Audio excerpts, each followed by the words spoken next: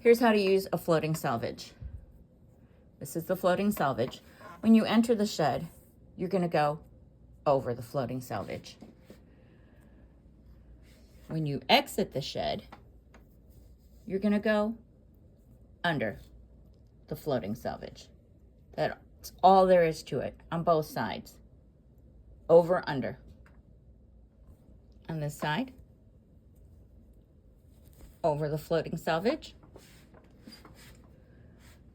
On this side, under the floating selvage. Easy peasy. You will go over a floating selvage,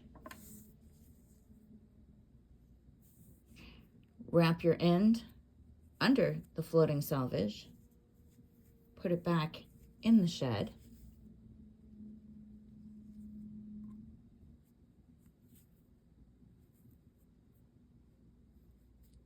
and then beat it into place.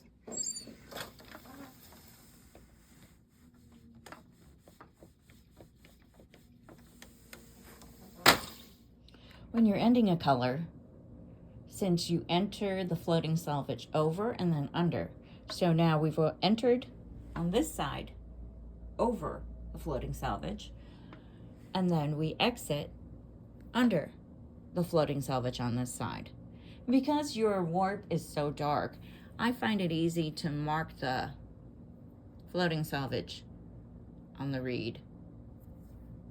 So I'm underneath the floating selvage. I'm going to cut off the end. And since I'm under it, I want to wrap the end over the floating selvage and stick it back in the shed. Like so. And beat it into place.